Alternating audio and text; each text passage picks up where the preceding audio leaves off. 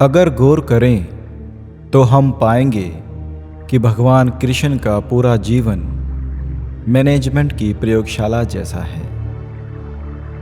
कुरुक्षेत्र में दो सेनाओं के बीच खड़े होकर भारी तनाव के समय उन्होंने अर्जुन को जो ज्ञान दिया वह दुनिया में सर्वश्रेष्ठ है। गीता का जन्म हुआ युद्ध के मैदान में, दो सेनाओं के बीच में। जीवन की श्रेष्ठतम बातें भारी तनाव और दबाव में ही बाहर निकलती हैं। अगर आप दिमाग को शांत और मन को स्थिर रखने की कोशिश करें तो सबसे बुरी परिस्थितियों में भी अपने लिए कुछ बहुत बेहतरीन निकाल पाएंगे। यही सिखाते हैं कृष्ण जी। गीता पढ़ने से पहले अगर इस बात को समझ लिया जाए तो गीता पढ़ना सफल हुआ मानो। श्री कृष्ण का जीवन ऐसी ही बातों से भरा पड़ा है। जरूरत है नजरिए की। उनका जीवन आपके लिए माइथोलॉजी का एक हिस्सा मात्र भी हो सकता है और आपका पूरा जीवन बदल कर रख देने वाला ज्ञान भी। यह हमें तय करना है कि हम उनके जीवन से क्या लेना है। श्री कृष्ण मात्र कथाओं में पढ़े या सुने जाने वाले पात्र नहीं हैं। वह चरित्र और व्यवहार में उतारे जाने वाले देव हैं। वो हमें सिखा देते हैं कि जिंदगी संघर्ष का दूसरा नाम है। कभी अगर आपको जीवन की स्थितियों पर रोना आए तो एक बार श्री कृष्ण की जीवनी पर नजर जरूर डाल दें। रोना अपने आप बंद हो जाएगा। श्री कृष्ण ने एक जेल में जन्म लिया था और जन्म लेने के तुरंत बाद ही उन्हें रात में ही उफनती यमुना पार कर गोकुल में ले जाया गया था। तीसरे दिन राक्षसी पूतना उन्हें मारने पहुंच गई थी और यहां से जो संघर्ष का सिलसिला शुरू हुआ वह देह त्यागने तक बना रहा। भगवान श्री कृष्ण का जीवन कहता है कि आप कोई भी हो, संसार में आए हैं तो जब तक जीवन है आपको संघर्ष करना ही होगा। वो चाहे श्री कृष्ण हो या पुरुषोत्तम श्री राम। मानव अवतार लेकर परमात्मा भी सांसारिक चुनौतियों से बच नहीं पाएंगे, लेकिन श्री कृष्ण ने कभी किसी बात की शिकायत नहीं की। हर परिस्थिति को जिया और जीता।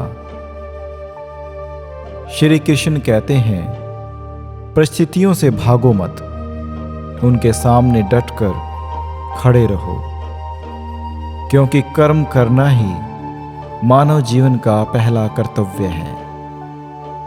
हम कर्मों से ही मुश्किलों को जीत सकते हैं। शिक्षा वही है जो अज्ञान को घटा दे और कौशल को बढ़ा दे।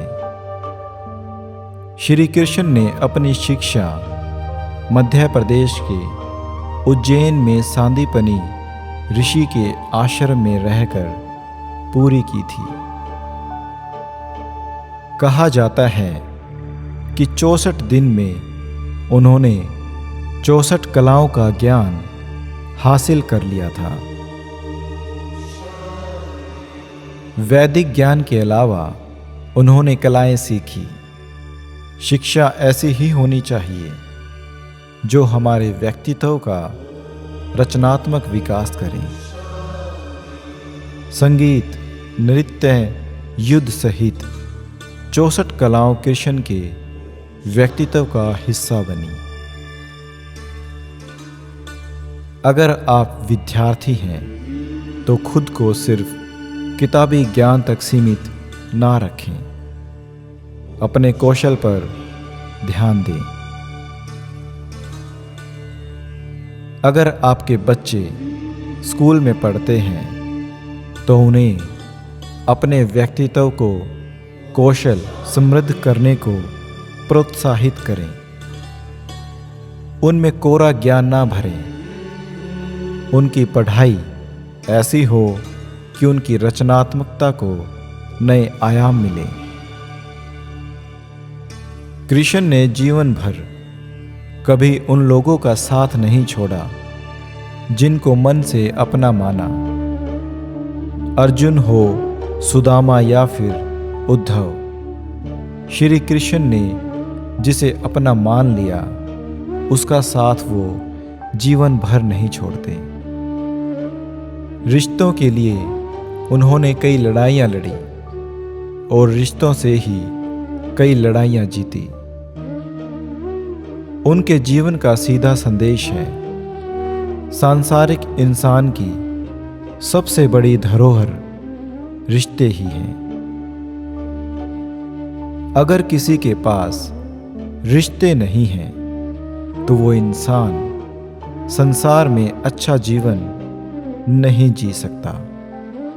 इसलिए रिश्तों को दिल से जिए और उन्हें प्रेम से भरपूर बनाए रखें। श्री कृष्ण ने महाभारत का युद्ध होने से पहले शांति के लिए पांडवों और कौरवों के बीच मध्यस्थता की।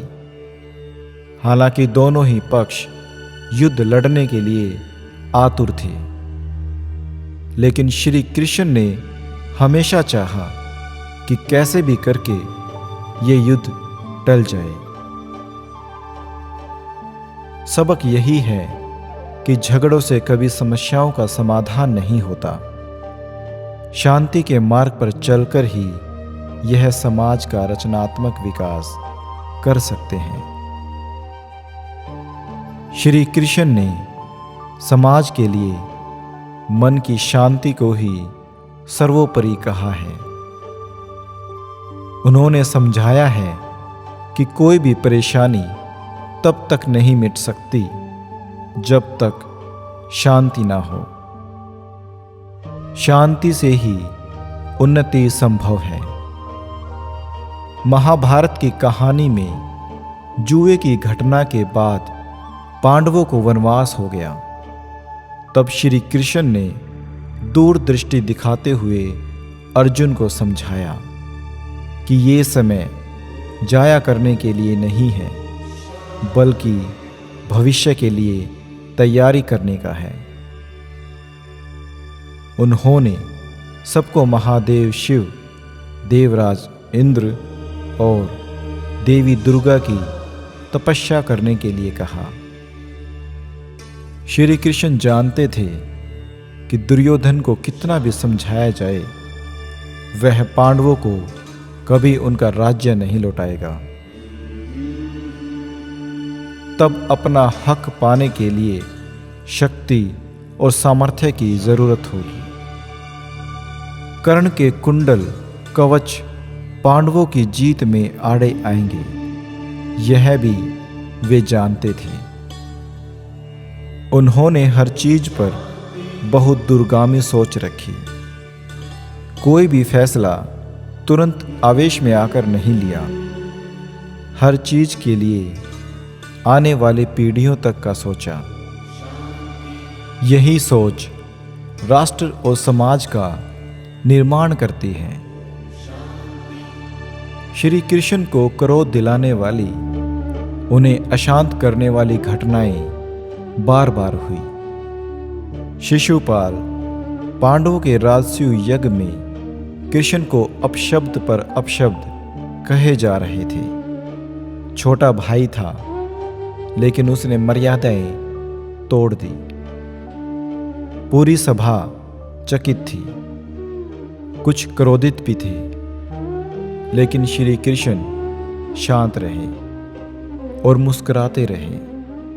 शांति दूत बनकर आए तो दुर्योधन ने खूब अपमान किया, फिर भी कृष्ण शांत रहे। अगर हमारा दिमाग स्थिर है, मन शांत है, तभी हम सही फैसले ले पाते हैं। आवेश में हमेशा हादसे ही होते हैं। विपरीत परिस्थितियों में भी कभी विचलित नहीं होने का गुण कृष्ण से बेहतर कोई और नहीं सिखा सकता।